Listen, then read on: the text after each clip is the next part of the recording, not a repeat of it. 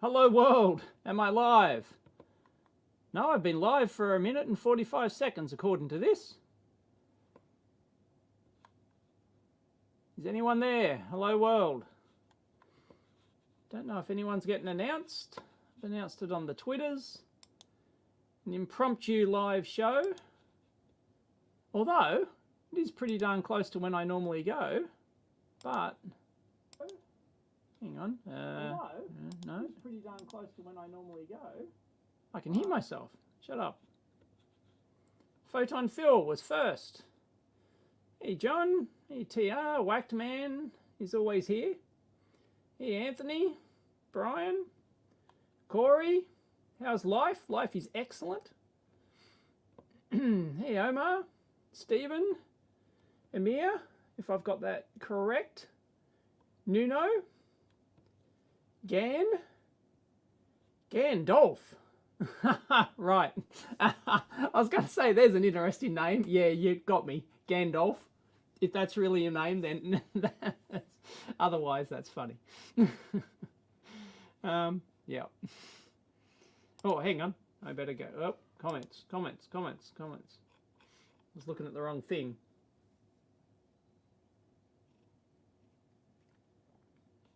Heinrich. Roderick. Greetings from the nether regions. 50 Hertz. Hey, it's Saturday. For those who don't get that, joke, it's changed.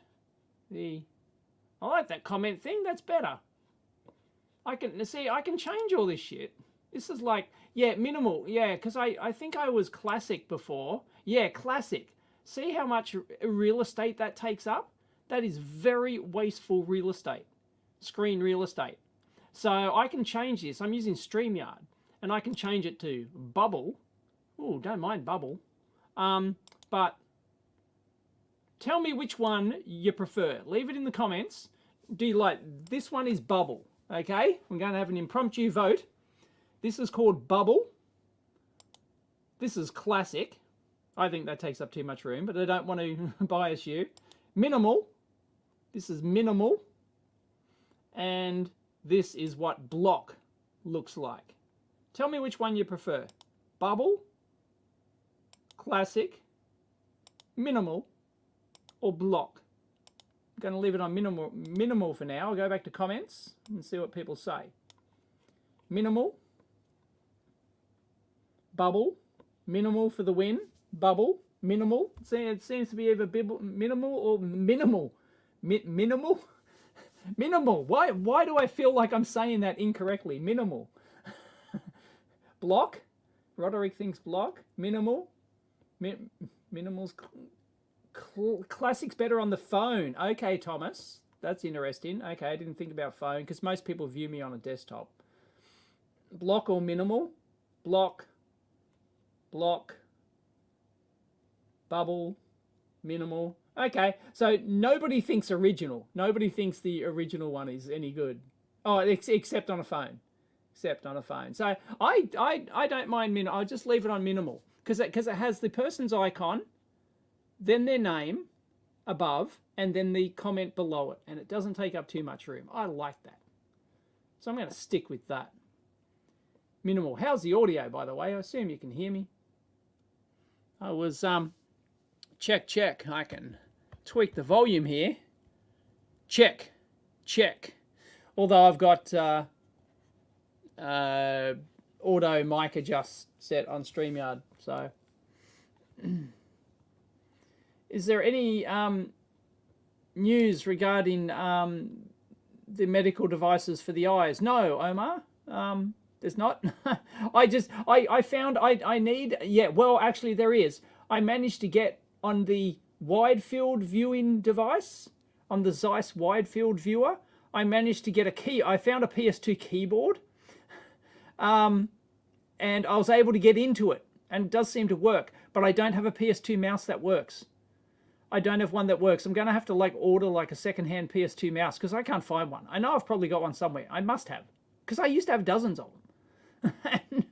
I can't find a PS2 mouse to save my life. So I'm going to have to bloody like order a secondhand one on eBay or something. Yeah, because there's tons of stuff I can't do without the mouse. And a USB to PS2 adapter does not work. Does not work at all. So, yeah. I am okay. Thank you, Radovan. Why do you ask? Do I not look okay? Do I not sound okay? I'm always okay.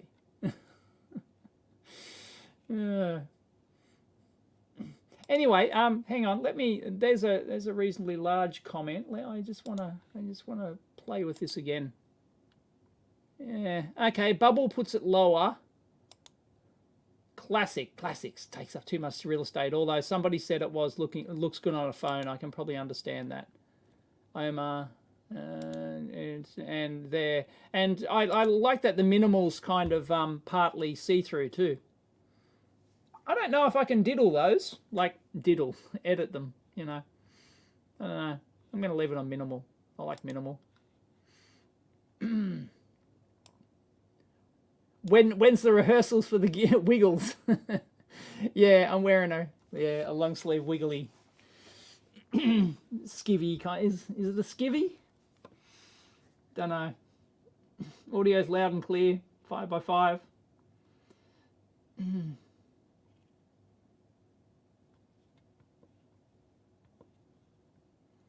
Oh, someone wants some life advice.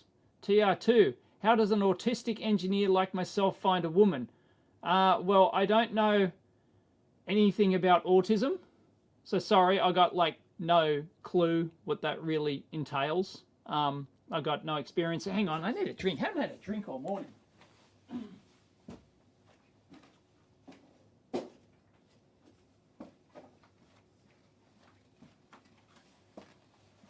Oh, by the way, hello.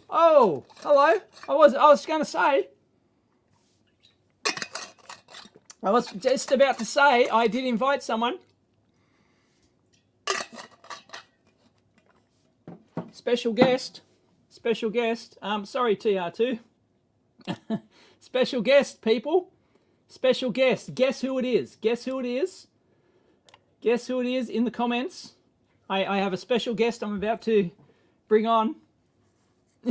I didn't know if he'd show up because like last minute. I just did this at the last minute. Mike said that USB PS2 adapters only work on mice designed for them which speaks both protocols. Oh, really? Okay, so I've got to... Right, I didn't know that. Okay, thanks, Mike. I'll try out different types of mice because I knew I had a working mouse and it worked fine, but it didn't work. Okay, thanks, Mike. Anyone? Guesses? Big Clive? Mike? Mike could come on. Mike's here. Mike, would you like me to send you the link? Jerry Ellsworth. No, it's not Jerry. The Space Pope. Oh, come on. Nobody's guessing. And he's smiling. I can see him smiling. I can see him in the... I'm going to add him. AVE? No, you'd never get AVE. Chris Gamble? No, it's not Chris Gamble. Come on. Anyway, I'm only here for an hour, by the way. Please remind me. Lewis Rossman's cat. Off to bed in a minute. Mike is. Okay, see you, Mike. The Reefer Cap Madness guy? No. Trump? No. Oh, God. Look, I'll put him on. Here we go. Hey, Sharia. Hey, Dave. How are you? Good, mate. Yourself? Good. I hear a lot of echo of my own voice. Oh, okay. I can't hear any echo of your voice here. It sounds fine. No, that's fine. It must be some other kind of feedback. It's okay. Doesn't matter. Doesn't bother me. Okay, because I'm using speakers here, so I assume the StreamYard takes it out. So did anyone? So does anyone hear? Oh, echo. Heinrich's got echo. Heinrich says he has echo. Echo. Oh, okay. Really? I wonder where that's from. Wow, because I can't hear the echo. Oh, that's got to be me. I'll just get some headphones. I reckon that's me. I can't see the chat, so I won't be able to answer any questions anybody's asking.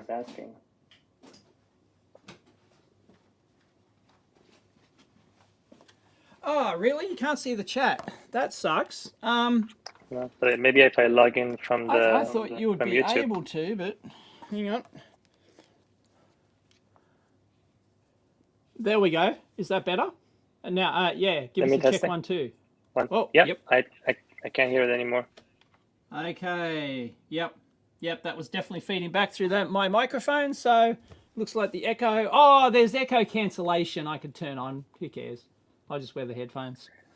Yes, I see Earbuds. now the chat. There we go. Yeah, I now see the chat from my phone. Okay, you can see it on the on the my phone now. Yeah. Yep. Most comments are coming from YouTube.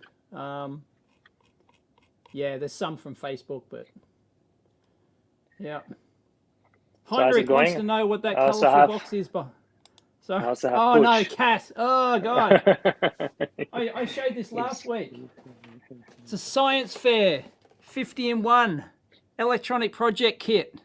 There you go, from straight out of the 1970s. This is not my original one, but it did pop up on eBay. I did have this one, but it was more modern than that. So I remember I used to have one of those. Sharia?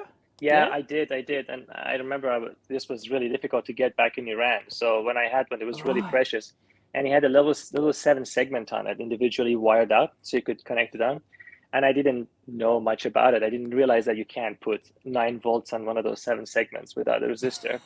So of course I destroyed it. And I remember so vividly how upset I was. I was devastated that the 7 segment didn't have a line in it that worked anymore. Yeah, so yeah, I have memories of that. Right. I can remember mine had dropper resistors built into it. Does this have a 7-segment display? Because mine physically had them on the top. You could actually see them. I don't think this one. No, this one doesn't have a 7. One of my project kits had a 7-segment display, and it was mounted on its own little board, and it had the individual dropper resistors on there just for that. I'm sure, because everyone would have blown them up. Yeah, I see somebody's asking about making a modem, out of it.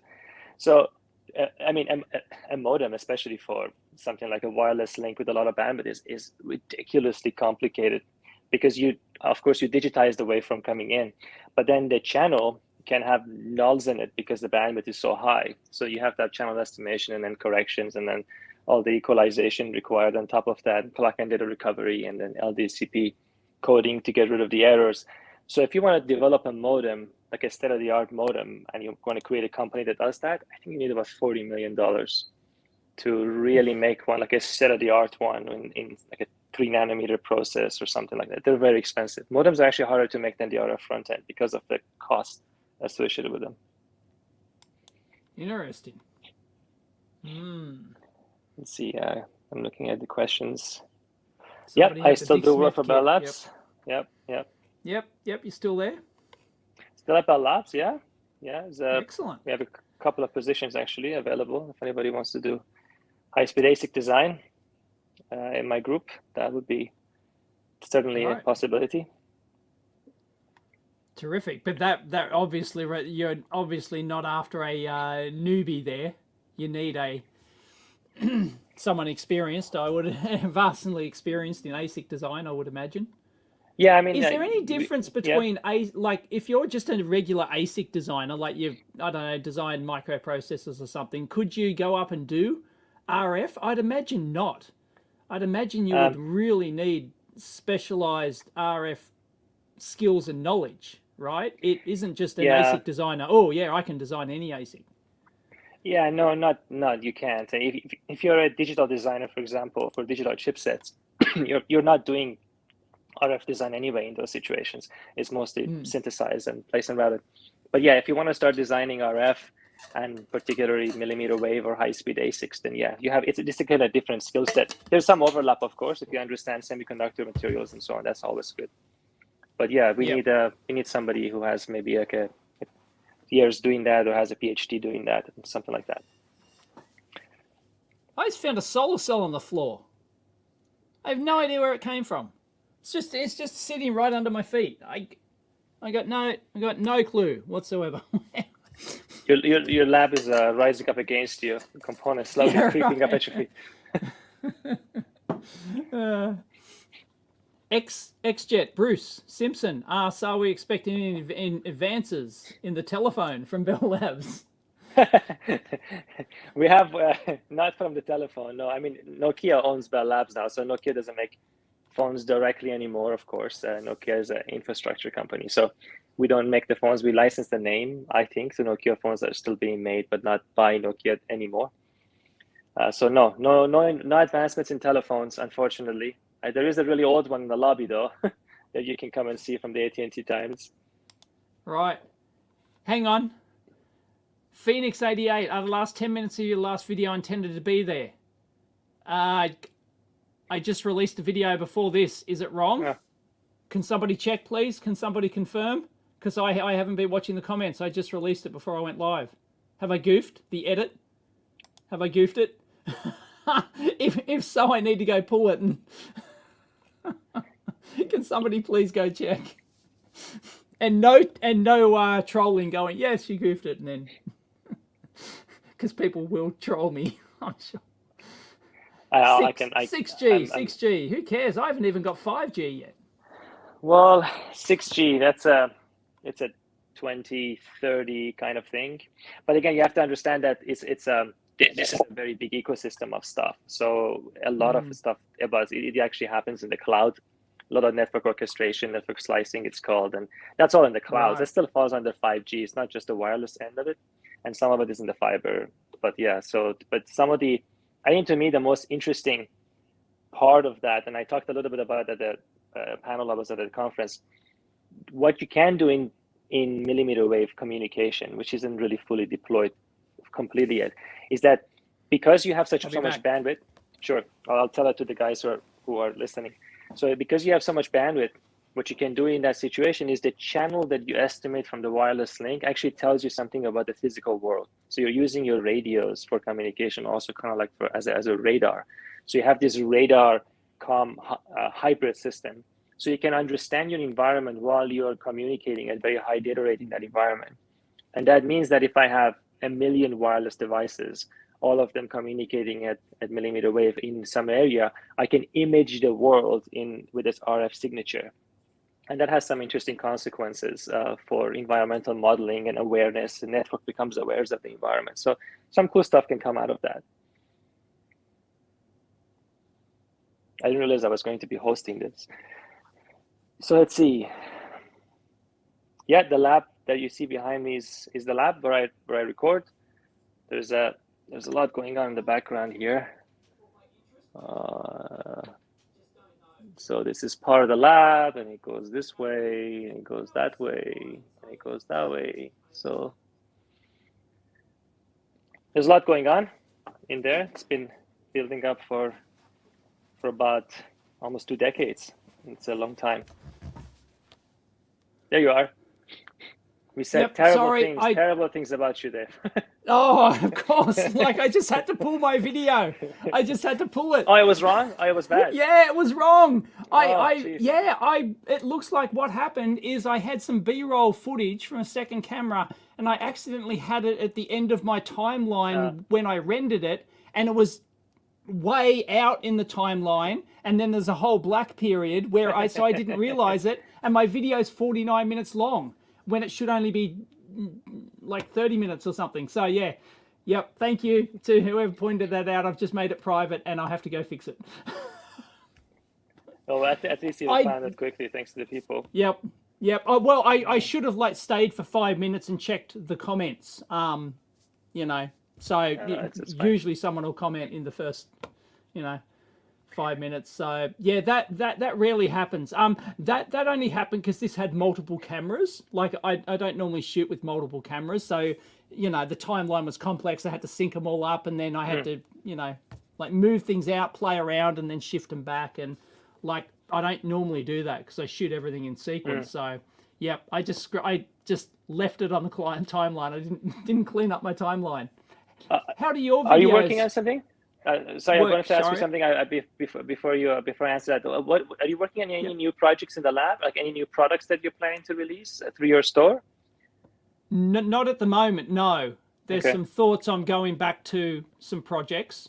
But yeah, I haven't decided which one yet. So, yeah. Okay. Yeah. I don't know Yes. if I haven't looked closely, but there was that battery power supply, the battery, I guess with a battery bank that could be connected to it. Is that something you're going to pick up? That one, yes. I really wanted one. Oh, you really wanted one? Yeah. Sorry, there's only like 3 in existence. This is one of them. It works. I can actually, plug it in, and it does actually work. If I actually had a USB-C cable somewhere, I could actually plug it in. But yeah, it does work. But no, I didn't. Actually, that one has a tear. That's a tear down. That's Nice. inside it there. I have actually done a video showing Yeah. inside it. I was going to do I still will do a video sort of like showing where this got to. But then I'm afraid that there'll be a whole bunch of people who will want it. And I've lost interest in it, unfortunately. And I've got a whole box of parts still sitting down here. And it's just, I don't know. I don't think it would be successful. Like you would think it would look cute. Like you think it looks really groovy, and it does, right? It's really cute, but I don't think there's a huge market for it, and it still needs work. It has to be fully characterized. I think it needs a new it needs a new transformer, because that's a planar PCB transformer. Yeah. That's actually a planar jobby, and it's not as good as it didn't turn out that well. And it needs to be redone, and the software in it's incredibly complex. It's not something that I can pick up myself, because the software was written by David too, who's now gone. And if you've seen the video of where we sat down just before he left, and we installed all the software just to write the code for this thing, and it's whoa, it's because he's a programmer's programmer. This is a guy who writes his own game engines for fun. Right? I remember. So it's so the software, and like me, if I was writing the software for this, it would have been dumbass simple, plain vanilla C. It'd be boring as batshit. But he really went to town on it, and because this actually does full Skippy commands, so it's got the full Skippy command set, and you can control it via the USB port, via the USB-C, and it's fully isolated. Of course, that's what the transformer does. It's fully isolated from the USB and stuff. And I don't know. I just lost interest in it. It was too much work. It was too hard. Yeah, one of the things I thought it would be, I liked to be able to have those, is to basically, because of the remote control capability, and plugging it from USB-C, you can plug it into anything. You can pick up one of these power banks, right, and then just have it with you. Yeah, just have it with you. Yeah. Yeah. But that also requires more work. And once again, I would probably have to, it'd take me so long to get up to speed on the software side of things on it, that it's just not my thing, and everything in this is custom. like the case is fully custom. The banana plugs, the terminal jacks, fully custom, because they actually were designed to just sit in, they were designed to press fit in there. You can solder them as well, but so they're right angle, there's a thing, this is all custom, right? Everything's custom. The heatsink's custom. I have done a video on that. Planar transformers custom. The keypad, of course, custom. The LCD custom. So I've done a video on the keypad, designing that. I've done a video on designing the LCD. I've done a video on designing the heatsink. Yep, and everything, so that means it's actually quite expensive. So that's the thing. Once again, there's a lot of effort. Even though it looks finished, there's a lot of design effort required to bring this to market properly and support Yeah, of it. course. Yeah. No, So I get it. Yeah. yeah, yeah. You know, it's hard. Like I hate the fact that we never actually released this, but you know, I just for the amount of, I don't think it's going to be that popular given the price point. But then again, have you seen that one? Is it the E-Design who make the ES100 solder, the TS80 soldering iron, TS100 soldering iron? That company, that Chinese company, they Yeah. do a Yeah. portable power supply. Yeah, I saw. Yeah, I saw that one. Yeah, I saw I haven't looked at Yeah, it and personally haven't bought one, but I've yeah. seen it before. It's not Yeah. isolated though. I don't think. I don't think it's isolated. So whereas this one's fully Yeah. isolated. Yeah. That's Yeah. one of the, Yeah. Yeah. you know, one of the things that makes it expensive, Yeah. and it's not that great a power output. You can get 5 watts, 10 watts, 10 I think is the maximum power output. It's not much because it's isolated, and you know takes I see a effort. question here. Oh, How high in frequency can you go? Maybe in terahertz soon. terahertz. Well, I mean, you can answer that one if you want first. How much do you reckon you've spent on a How much PSU do I so reckon far? I've spent on this PSU so far? Wages, a lot. An embarrassing amount because David worked on this full time for quite some time. So take a typical wage. I won't tell you how much I was paying him, of course. But yeah, I couldn't tell you how many hours I spent on it. It's a lot. It's a lot of money. It's a lot of money. Yep. So yeah, unfortunately, and well, it's that, you know.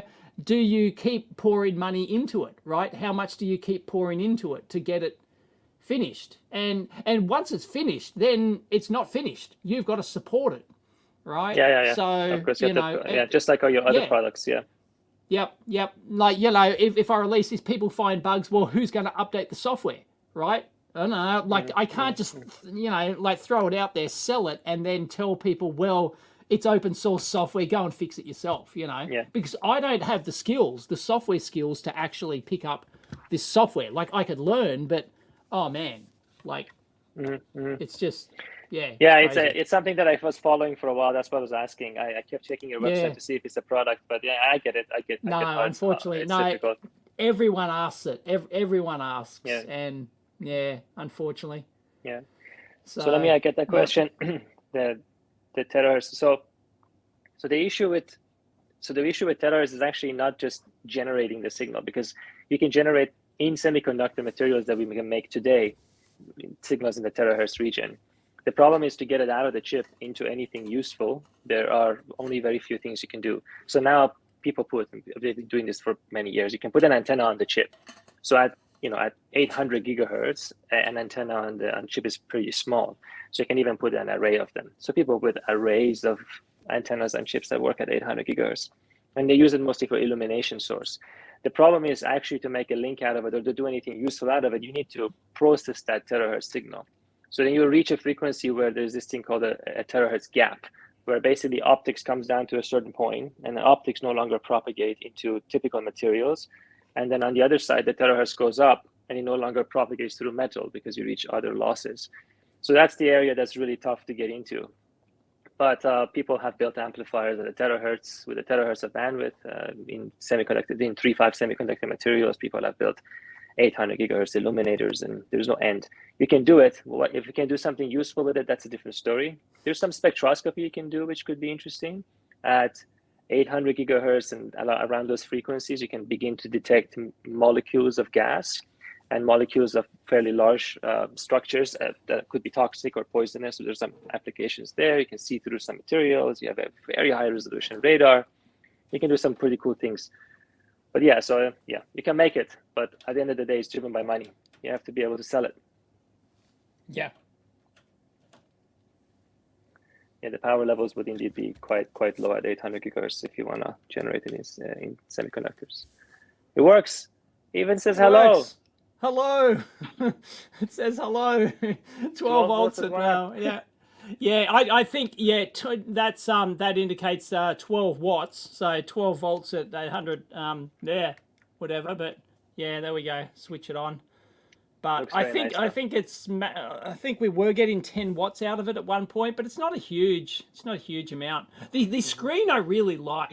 The actual custom screen, I'd love to reuse the custom screen for something like maybe do a simpler power supply project, but reuse the custom screen because I think it's like really nicely laid out. Like we actually put a lot of thought into this. You know, there's your set voltage and current up the top, and then what you're actually reading back at the moment. And there's other enunciators, constant voltage, constant current, and you know, and it's a nice big legible display, and it's really quite nice. So I was thinking maybe, you know, if I was gonna do this, I wouldn't do it as this portable thing anymore. I don't think I'd sort of like Just want to make a bench reuse one. the LCD. Yeah, like a little, like I love those slimline bench ones. Yeah, Like, have you seen those? They're really yeah. I don't sexy, have and you can any. put them I don't have here. side by side. Yeah, I don't have one, but I've seen them, and No. I really like that form factor, and I think that'd fit well in a form factor. You know, a slimline, you know, Yeah, yeah. nice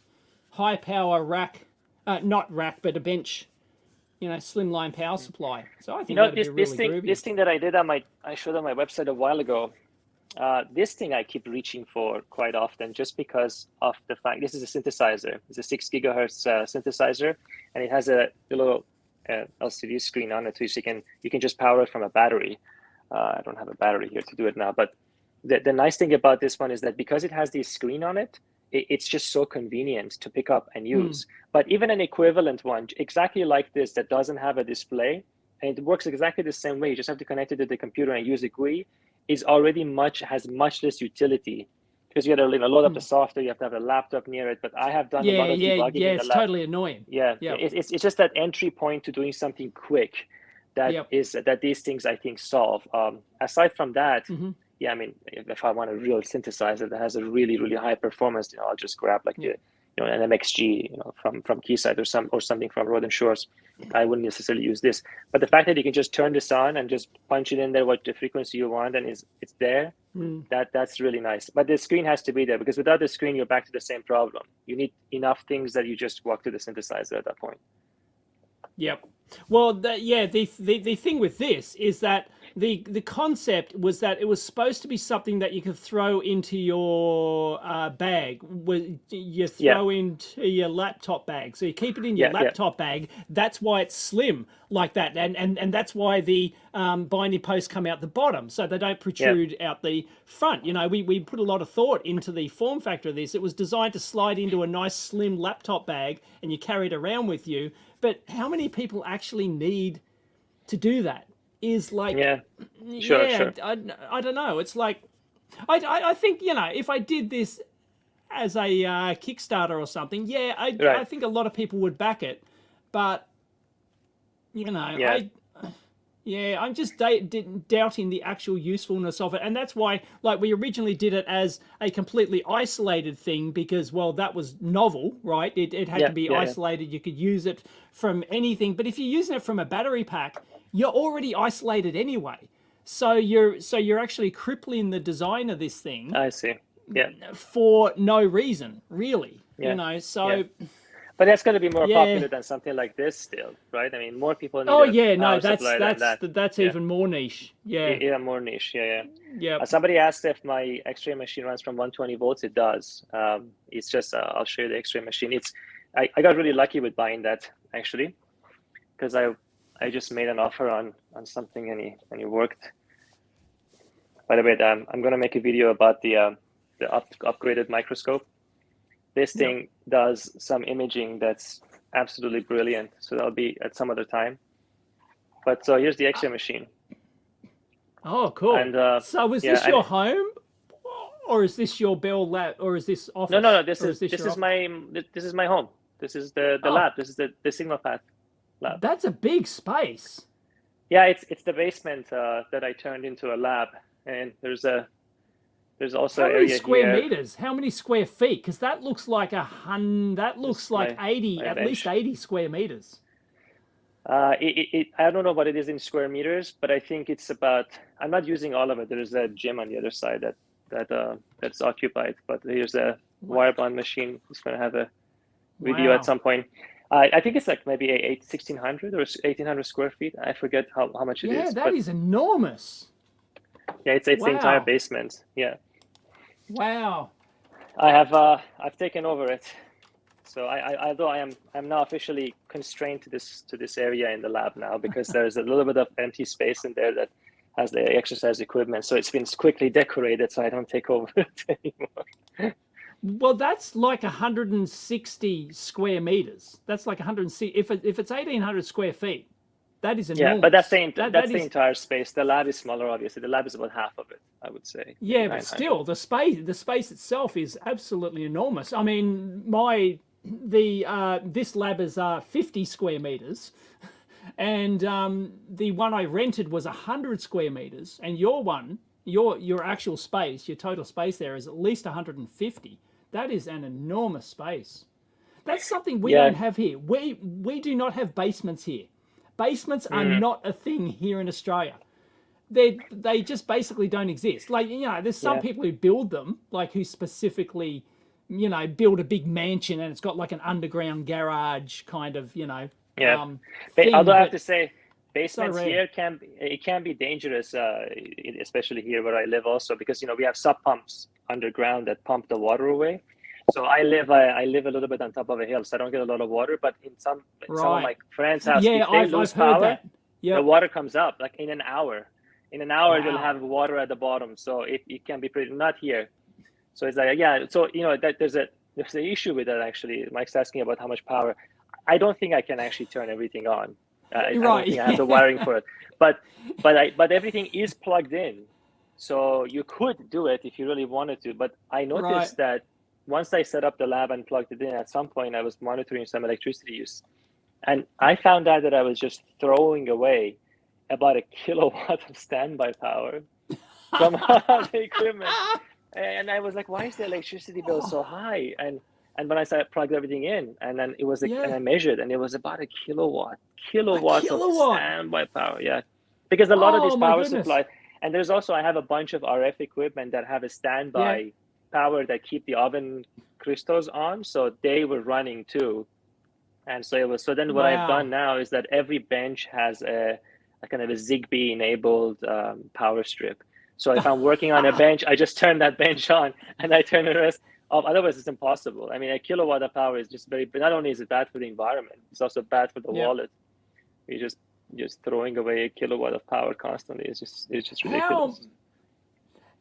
So do you have to move gear all the time? Because my lab, I cannot leave stuff in place. I can't use, because I'm always shooting stuff for videos. I have to move it because I'm kind of fairly particular about the framing of my videos, and I want, the oscilloscope framed with the product nice and tightly. So I've got it, if I want to use a function gen and a scope and something else, I've got to move them. I've got to take them off the bloody bench and move them in place and then plug them in and set them up. And it's like, one of the reasons actually, one of the reasons sometimes you see like in the same video, like 5 different instruments is because I'm moving around and I just turn something else on and I use something else, right? And but whenever I do a review of something, that's not in the lab yet. It just moves around and I have to move it. But I've run into this problem also. But honestly, one of the reasons I've collected all this equipment and so on, and I would feel bad if I wasn't giving back to the community in some way. So that's why I make the videos in the first place, right? I'm like, okay, this equipment is here.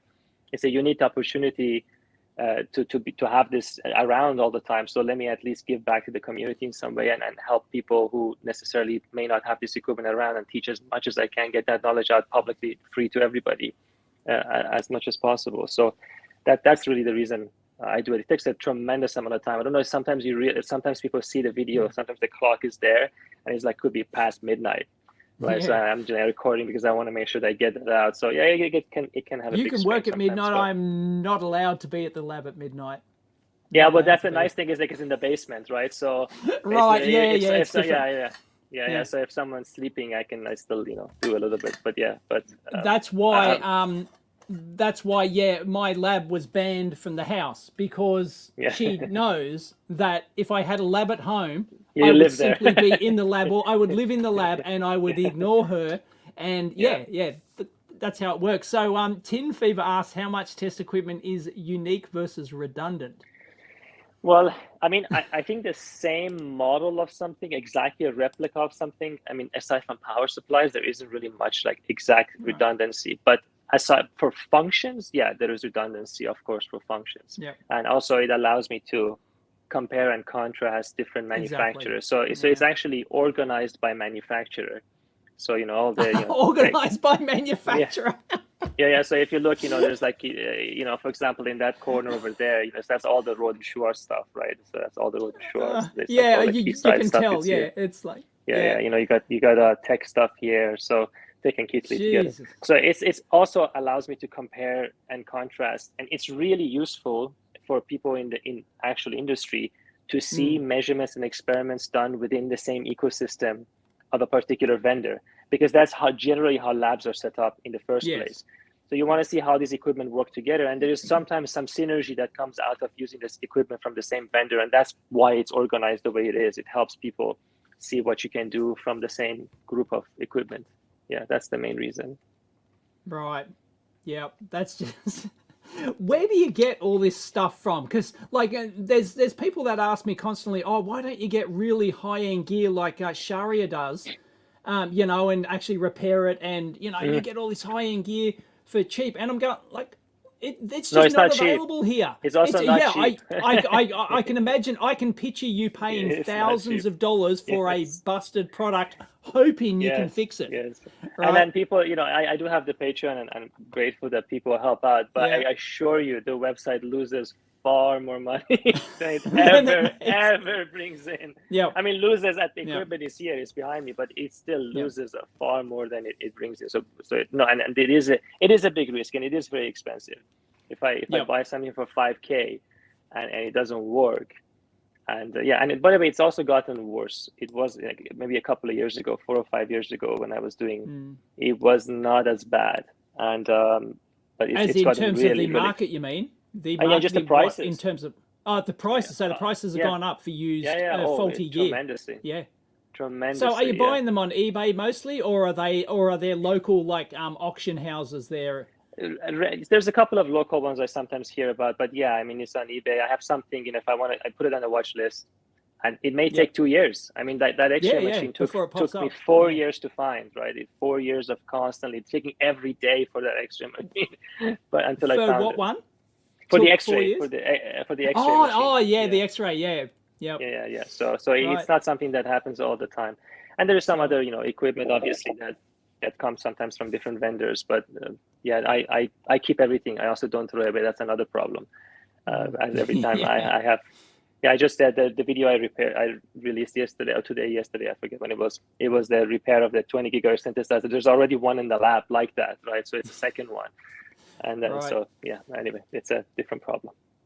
Yeah, I've sold some, I've given away some, there's only so much I can keep. Although I do have a lot of, people think that I have a lot of test gear though, but your lab absolutely takes the cake. And it's not because, like there's people who I'm sure who think that you get this stuff for like a couple of $100 or something.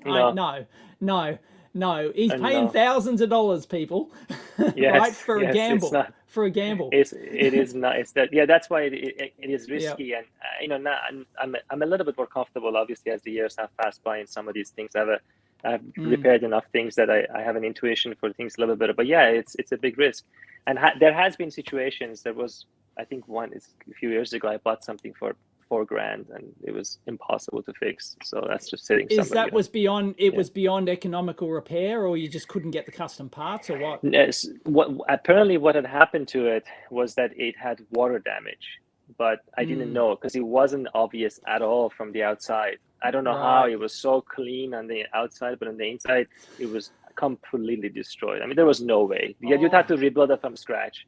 So and that's $4,000, gone, right? So yeah, well, that's what happened with one of my people asked me, the HP Agilent dynamic signal analyzer I did like 4-part, 5-part video trying to repair. Why didn't I ever finish that? It's because I got to a point where I realized the failure mode was the power supply that failed, and it failed high voltage across multiple boards that have hundreds of chips each. Yeah, Like, it's done. you know, Yeah, and it's just like, and I actually desoldered some of the chips. Yep, that one's failed. That one's failed, and it's like, it's beyond economical repair. Like, yeah, you know, it's just at some point you've got to call it quits. Yeah, yeah, yeah, yeah. it's just nuts. I Like, see. it's I not just see a it. matter of Yeah, spending the time trying to hunt down the fault. The fault is there could be dozens and dozens of chips that have been fried. yeah, And it's yeah, like, yeah. yeah, I see no. Alan from Tech is on the in the chat as well. He's Oh, is he? yeah, Alan's I just here. saw him. I just saw him today actually. Yeah, he's great. He's extraordinarily knowledgeable about the stuff. So I really always He is learn indeed. something from him. Yeah, he knows his stuff There he really is. well. Yes. Yeah, there he is. Yeah, Hey, Alan. Alan Wolke. Cool. yeah. Sharia So still needs a calibrator. You haven't become a volt nut yet, oh have yeah, you? You haven't no, got no, a no. have you got an 8.5 digit meter? I do have one. Yeah, I do have an 8.5 Oh, he's digit got meter, one. He's but officially a yeah, volt yeah. nut. But I've met the person who runs XDev actually very recently. Yep. You should see his lab. I was Yeah, I've blown seen away. photos. He's Yeah, sending photos. yeah. Yep. I mean, his knowledge of metrology is Yeah. incredible. He knows It's inside amazing. out. Yeah, there was a Yeah. it was I'll tell a story. I hope he doesn't mind, but so you know, I'm in his basement. He's explaining everything to me. You know, amazing. My jaw is on the floor just seeing the stuff that he can do. And then he has this homemade temperature controllers where he puts the stuff in to keep it. And he opens in all the screws. He takes out a box. Like, this is a resistor, you know, like a kiln resistor with like a 20 years of history. It's like nine and a half digit calibrated. Oh man, it was a blast. Yep. He Yep. knows he really knows the stuff inside out. Yeah, Yep. it's very impressive. Yeah, I really enjoyed visiting. Devs is here. I don't know if he do you sell stuff on your, like, does he sell? He's in the chat. If he's still in the chat, can he answer? Does he still sell stuff on his site? Can you still buy calibrators and things? I don't know. I haven't checked in a long time. No, I don't know. I've looked at his website many times, of course, because if you search on anything on Google and Metrology, he shows up. Oh yeah, just pops up. Yeah, it's immediately there. Yeah. It's amazing. No, he says it's not selling anything. Yeah, he's awesome. Yeah, no, you're not selling. Just hoarding. Not, yeah, just hoarding. Just hoarding. Yeah. Okay. Yeah, wow. he So also it's just probably, personal interest. It's just personal interest in volt nuttery, as it's called. Volt nuttery. Yeah. Yeah. To say his volt nuttery doesn't do it justice because it's in the attovolts accuracy. Attovolt level. Yeah. I deliberately do not go down that path because I know I will get sucked in, and I don't want to do it. I'm deliberately avoiding getting an 8.5 digit meter and doing, you know, but technically I've got all my, you know, my Keithley stuff over there. That Keithley stuff, I can go from nanovolts. Yeah. Or attovolts or something. Yeah, I can go right up to, so I can go from, you know, 100 attovolts to 1,000 volts, and from, you know, amps down to attoamps, I think. Yep. Attoamps I can generate or something, you know, so technically I've got some gear there that can do it, but yeah, I don't want to go down the metrology path. Oh my goodness. No, I definitely, first of all, the equipment is extremely expensive too.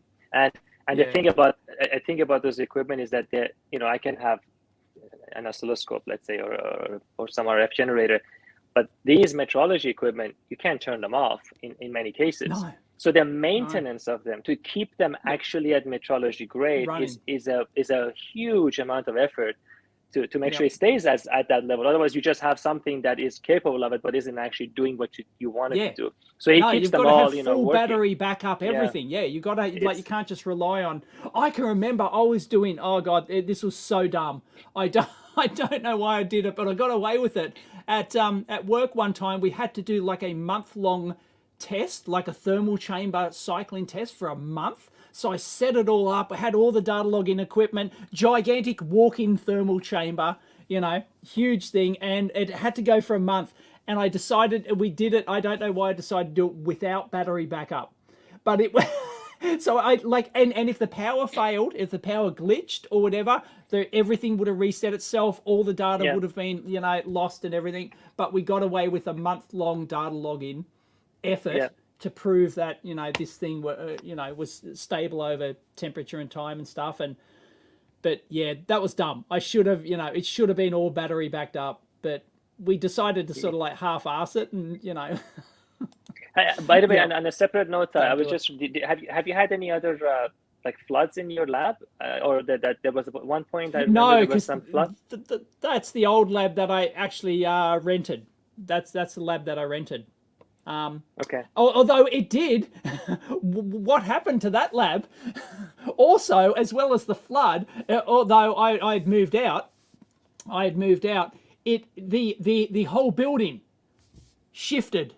The whole building Oh shifted, no. and all the tiles outside the lab, like because the lab's right outside the lifts, the lift shafts, and it's all tiled, like foyer-y tiled kind of thing. All the tiles just shattered and just boom, because the whole building shifted on its foundations. The concrete slab cracked, and I've got a friend who worked in there at the Wow. time, and he just said he was sitting there and he just heard this bang, bang, bang, bang as all the concrete rebar support things snapped in the Wow. building. So what are they So gonna he's do? sitting in this building, just going shit.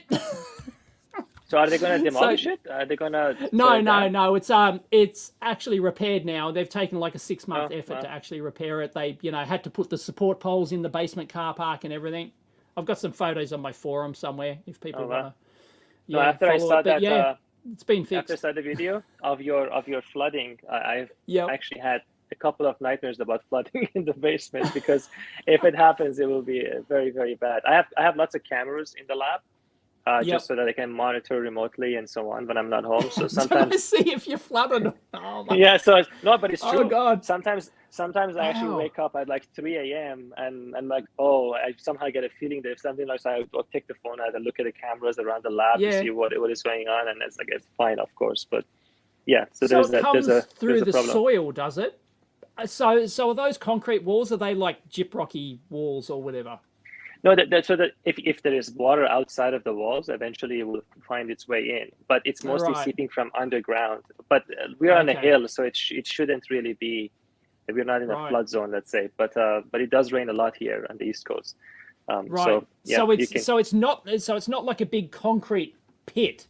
It's not like a big solid concrete walls and No, it is. floor and It is it essentially is, like but that. it Yeah. seeps through the concrete. Yeah, well, these are cinder blocks. So the cinder blocks are Oh, somewhat okay, which is porous, different. right? So Yeah, it can still come right. through. But like I said, it Yeah. comes mostly from the ground. And here in New Jersey, we also have radon. You can have radon coming from the ground too. So there's a radon Ooh. pump that pumps the gas out, so that Yeah. you don't have radon. It's radioactive, of course. But I've measured it here. There's no radon. But yeah, it can come in. It can come in. Wow. Someone says you look tired. Yeah, I am. I am tired. I woke up really It'd early be this morning. midnight there, would it? Is it midnight there? No, it's only 7:46. Oh, okay. All right. Yeah, yeah. Okay. No, Oh, yeah, because you're in New Jersey, right? yeah. Yeah. No, our daughter wakes up really early, so I sometimes wake up. And Oh, well, I not didn't know you sometimes. had I a regularly daughter. wake up. Yeah, she's actually not that old. I don't really talk about my personal life too much, but Oh, she's okay. just Oh, well, we seven won't and go a half into months. it No, then. it's nothing. Okay. I mean, it's just she's It's about just 7 and a nothing. half months. Yeah. No, I mean, Oh, it's well, not a secret. congratulations. Well, thank you, Right. thank you. So yeah, part of the reason I'm tired is that. So, Right. but Someone wants I'm to getting. see a Colin Furze tunnel. I don't know if you've seen his channel, Colin Furze. He's building a tunnel from his Oh, is he? lab, from his like workshop to his house. It's fantastic. I'm Wow. so jealous. So jealous. It's great. I would love that. So why is he doing that? Just so that he can get from place Fun. to. Yeah. Okay. Yeah. He's doing it for fun. There's two things I want. No, there's probably three. Like if I had infinite money and I could build a new house or whatever, I would have tunnels. I would have fireman's poles, and I would have moats. I would have like turret towers and moats. Yep, totally. And a big good dungeon combination. basement. Yeah. Yep, absolutely. Hidden. Like you had to go through, secret tunnels to get to it and stuff. Yep, that'd be Yeah, awesome. yeah. We were talking about. I've seen obviously your kids, play with the lab equipment and so on camera, which is really nice. And one of the things that I want to get across is not just interest in electronics, but passion and curiosity, like on anything. And the thing about passion and the thing about passion and curiosity is that when you observe it in people that you care about and you love, you absorb that feeling, and you understand that if you see that it makes them so happy, you want that sensation, you want that feeling. And I grew up around my uncle who had equivalent of his own lab, and his passion, he was more the mechanical engineering, so his passion for that inspired me to find a passion of my own. So nice. Hopefully for our daughter, and whoever else is who sees that sense of passion, I want to come across, and she can do whatever she wants. Yeah. I was unlucky. Well, lucky and unlucky. Unlucky in that when I was growing up, I knew nobody who was interested in the stuff I was interested in. Right, literally. This is before the internet, of course. Right, there was no internet, so all you had was the magazines, and I had nobody else. I literally knew nobody else. I had my lab out in the backyard. Started off in my room, and then I built a shed in the backyard, and I had my lab out there. But that was it. Like, I was on my own. I had nobody else. But the good news is that my parents left me alone. Like, they just went, oh yeah, Dave's off in his lab, and they just they didn't tell me to stop. They didn't tell me to stop taking stuff apart. They just said, go and do it out in your lab. It's like, so people ask me all the time, do I have the kids over here? Oh, they must be so good at kit building and soldering and electronics. They must be so knowledgeable. It's no, I don't I don't drag them in here and teach them I don't teach them electronics and stuff like that. Yes, they have been in, Sagan's been in here and soldered kits and stuff like that and enjoys it, but I don't push it. I just let him follow his own thing. So if he's interested in something, let's go to the lab and we can do something, but I don't actively, every weekend bring them over and teach them. It's not something I just, Yeah, so, he's got a passion for programming. Yeah. See, he's got a passion for programming, so we put him on programming courses and stuff like that. And I think it's better if I don't teach him that sort of stuff, because I think he might respond better. Like, we encourage him to do it, and we encourage the excitement and all that sort of stuff. But and he's into he wants to be an astrophysicist, right? Cool. So he's doing a course at the moment with a professor from the University of Melbourne, I think, who's doing this online course. So he attends this online course every week, and he's really enjoying that, So we paid for this course, and we sit there, and he asks questions and gets him to answer them and stuff like that. So we encourage that sort of, passion.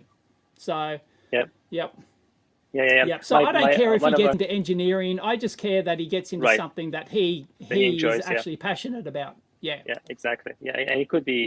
There's so much human knowledge available. There's so many fields you can get into. Oh, there's so many infinite number of fields. Yeah.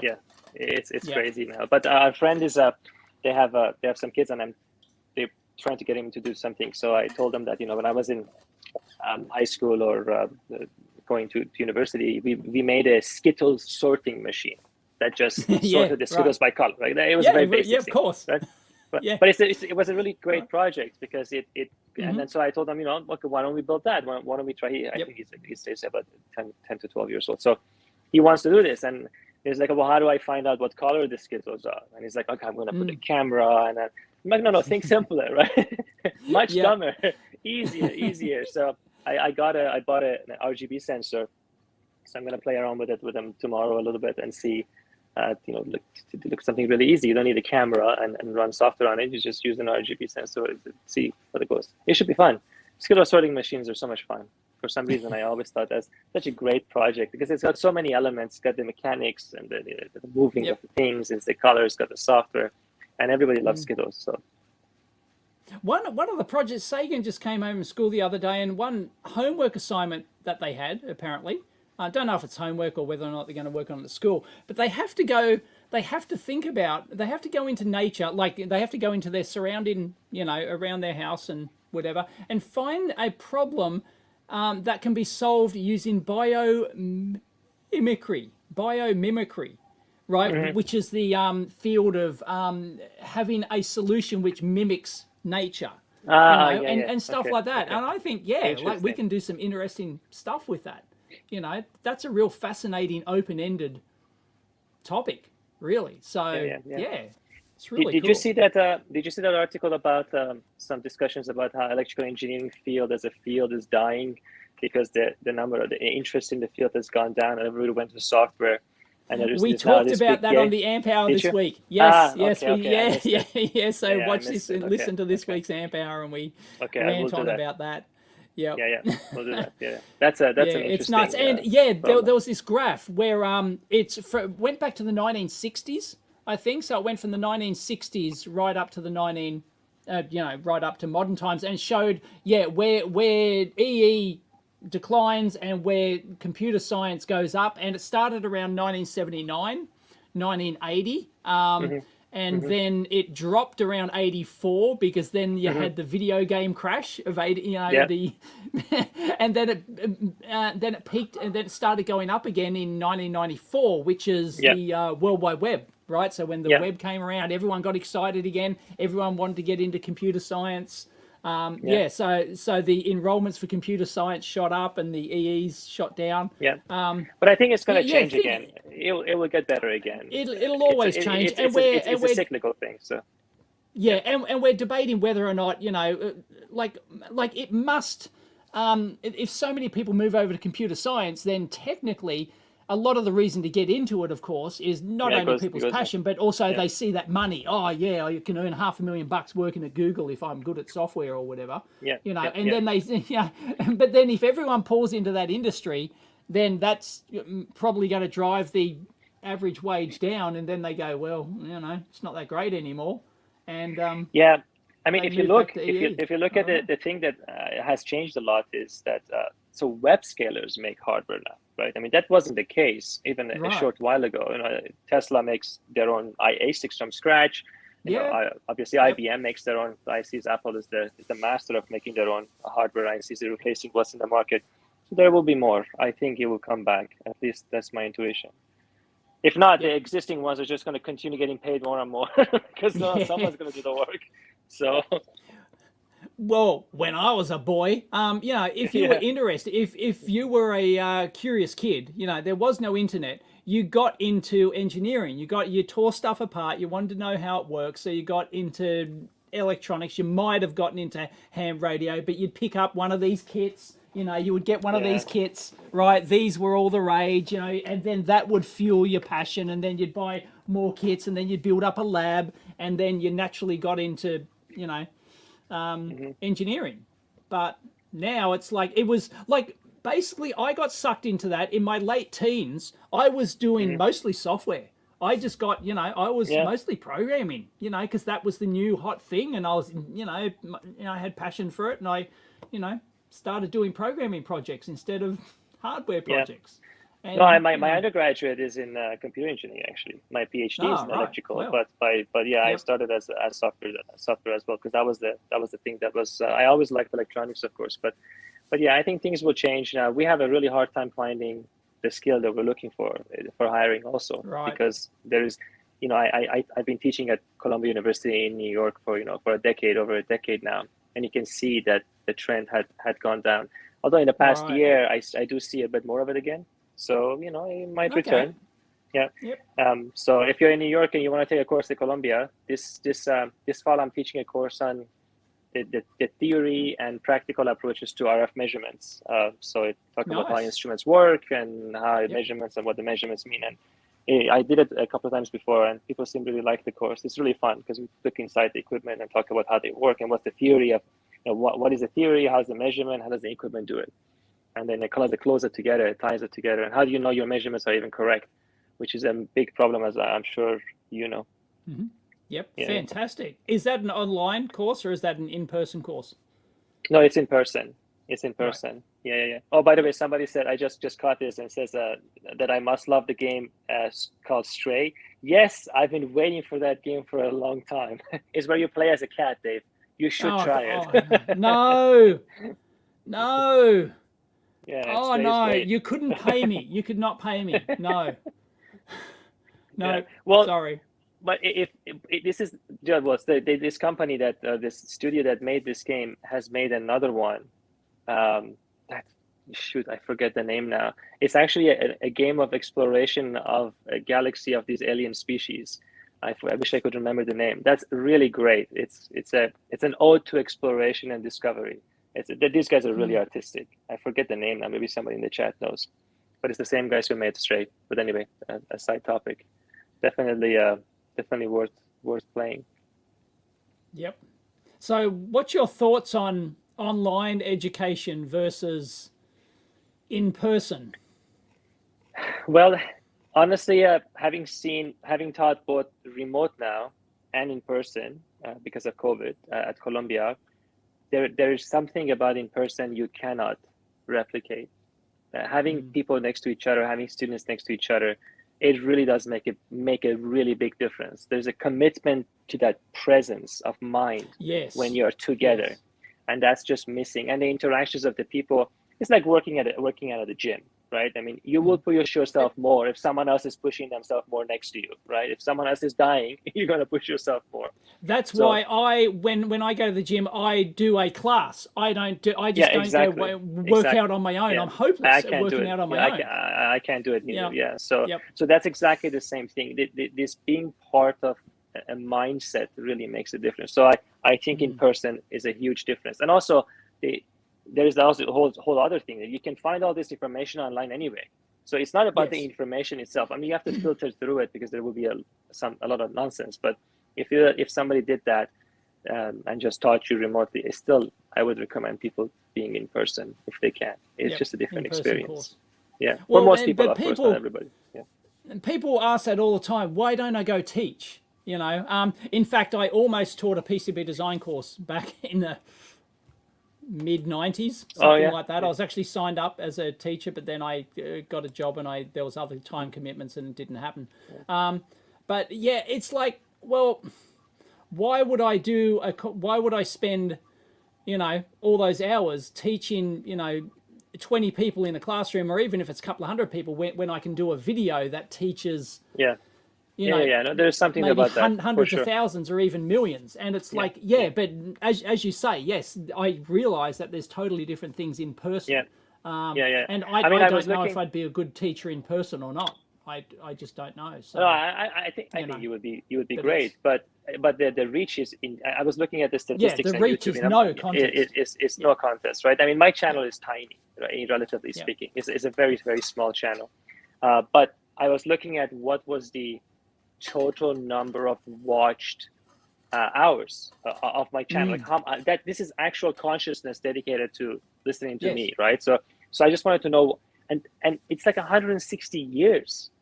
I know. 160. It's like 1.6 centuries. I mean, that's tiny still. And if you look at yours, it's got to be much. I'm not sure more. what mine is. Haven't looked in ages. It will be. It might be 10 times more. It could be like 1,600 years, right? So, but if I were to teach in university, as much as I value it and I continue to do it, you just can't compete with that. It's impossible. Yeah, yours must be massive. I don't know if I can see that statistic on your behalf. I'm trying to actually have a look now. I haven't. Yeah. If you go to lifetime, if I go to analytics and then lifetime watch hours, I'm having a look now. Bear with me. It's going to be massive. Watch time, and then lifetime. I don't know how big it'll. 28 million. 28 million watch hours. What does that work out to? Somebody's got to punch it into the calculator.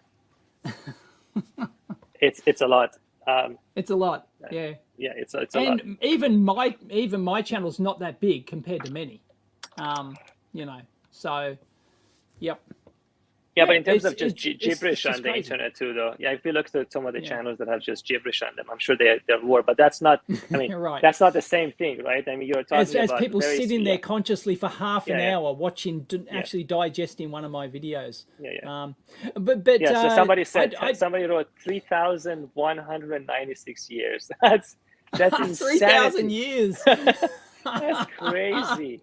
My God, 3 millennial. My Oh, God. even here we go for the XDev's channel.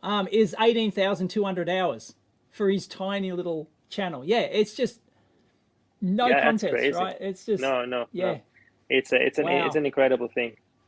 yeah, Yeah, three very cool thousand one stuff. hundred ninety-six years worth of watch time. It's just That's amazing, it's man. mind-boggling. I Just don't how know many about you, but lifetimes? I don't. All of the content, all the video content I consume these days, I consume it at least 1.5 times speed. Even mine? I just Do you speed. watch Yeah, mine? yes, Really? yes. I will watch Wow. yours sped up. Yep.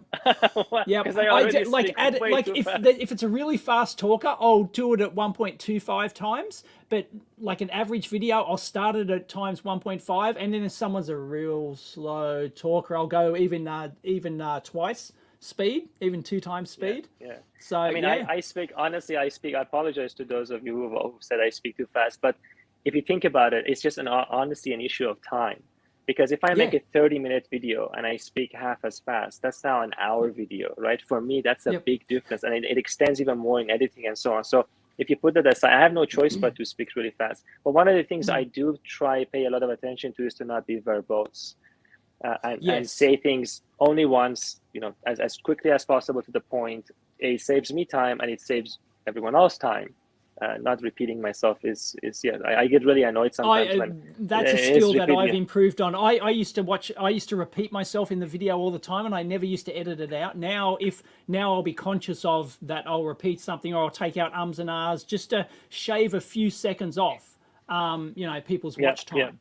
So, but then again, I just released a 40-minute video answering the question: do solar powered microinverters take energy at night? And Yeah, it's like yeah, it's 40 minutes, and I go, how did I yeah. speak for 40 minutes on that? But when I was editing, I go, I can't take out any of this information. Like it's all like I don't. No, it's So useful. If it's is useful, that you should something take it that? out. Well, yeah, that's the thing. I mean, is there any like how often would you take out useful information from your video just to make it shorter? I Never or do very little editing, to be honest. right? I actually Yep. just cut the little bits at the beginning and the end when things And start the and end. stuff. Yep. And Yep.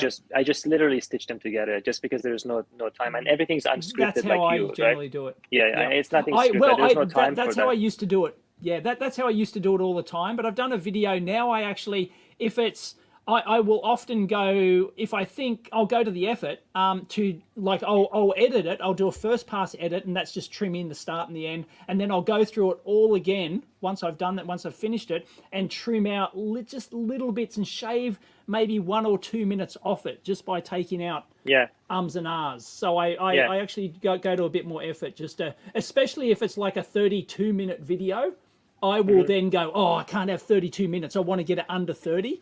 So Yeah, I go through and just really, yeah, tighten the screws and yeah, edit yeah. it so I can But shave a couple of minutes you off. also add flair and entertainment and emotional reactions to things quite a bit in it, Yes, which is part of the charm of the channel. So which is part of I it. Yeah. yeah, Yeah. I don't tend to do that so much on video, but sometimes occasionally here and there I may say something, but it's not like that. Maybe I'll try it once and see what happens. But I Right. feel like it would be a disaster. So we'll see what happens. Yeah. Well, and there's people who complain about time on videos. My op amp tutorial video, which is I think my most viewed video, it's like 50 minutes long, and people go, Yeah, I don't have 50 minutes to watch it. Well, okay, there's 5-minute op amp videos out there, but you're not going to learn the same. yeah. Like you can't learn op amps in 5 minutes, No, like no, of five or course not. ten minutes. You just You like can't learn anything in even five my minutes. 50-minute video only gives you the basics.